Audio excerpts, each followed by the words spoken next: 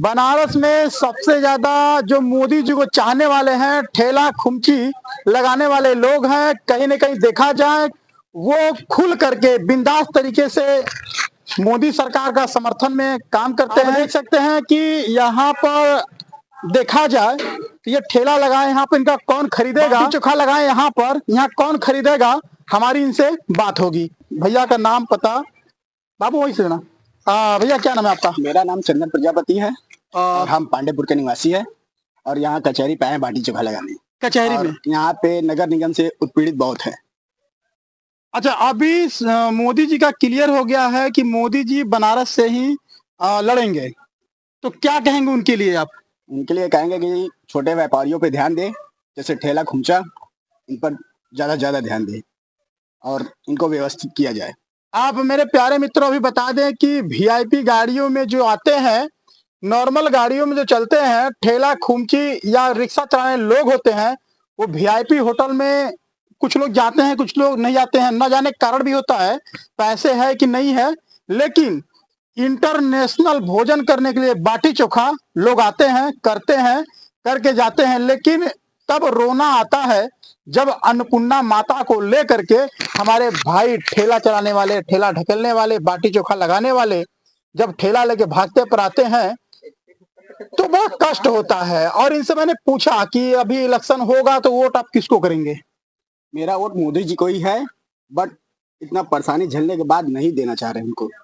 Vote Modi ji को है, लेकिन अगर भाजपा के कर्मचारी या उनके पदाधिकारी मेरी बात को सुन रहे हो तो उनको ध्यान देना होगा कि जिनका पेट जल रहा है, जिनको दर्द है, वो ऐसे ठेला खुमची लगाने वाले लोग हैं जो आने वाले चुनाव में मोदी जी का झंडा लेकर के ये लोग चले थे और चिल्ला चिल्ला मीडिया वालों के सामने बोलते थे कि मोदी जी जिंदाबाद, मोदी जी को लाना है। लेकिन ये नहीं जानते थे कि लाने के बाद पदाधिकारी अधिकारी इस तरह से इनको परेशान करेंगे, ठेला खुमची लेके इनको भागना पड़ेगा।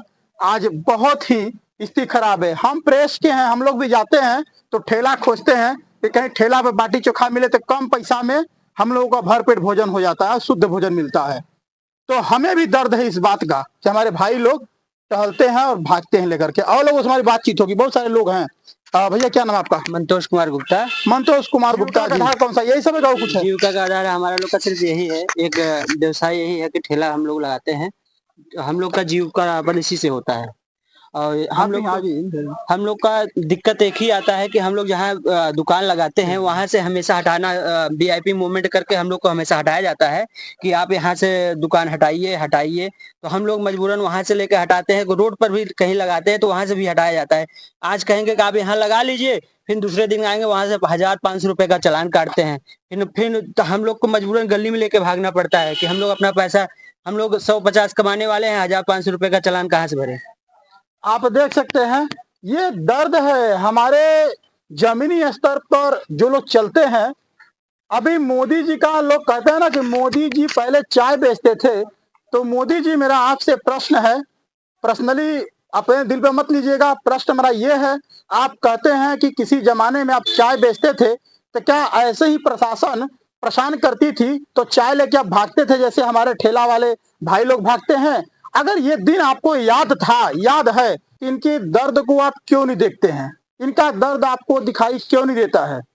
जैसे ये लोग आज भाग रहे हैं और ये लोग इसीलिए आपको जिताए, ठेले वाले, चाय वाले, फुटपाथ वाले, कि एक गरीब का आदमी, एक गरीब परिवार से व्यक्ति निकल के आ रहा है। यानी मोदी जी जो गरीबी झेले हैं, कहीं न कहीं मोदी जी आप कहते थे कि हमारी माँ किसी के घर में बर्तन मांजती थी, ये सच्चाई आप लोग सुने हैं जी।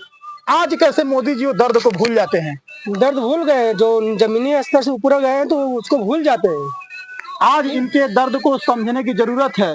फिर क्लियर हो गया कि मोदी विचार है मोदी जी रहे, लेकिन जो है हम लोग का जो उत्पीड़न है वो उत्पीड़न न हो, ताकि हम लोग भी अपना जगह दे दीजिए, हम लोग अपना उत्पीड़न न सहे, सब बाल बच्चे परिवार सब देखे।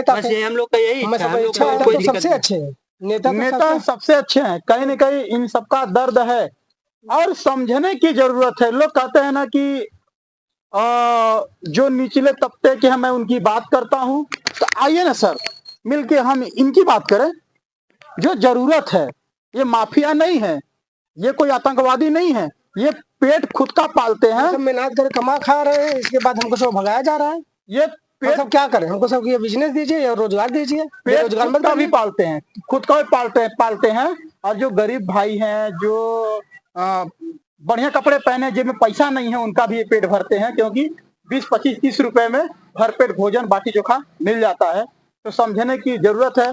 और सरकार से, प्रशासन से मेरा हाथ जोड़ के निवेदन है, विनती है कि सर आप इन सबको परेशान मत करिए।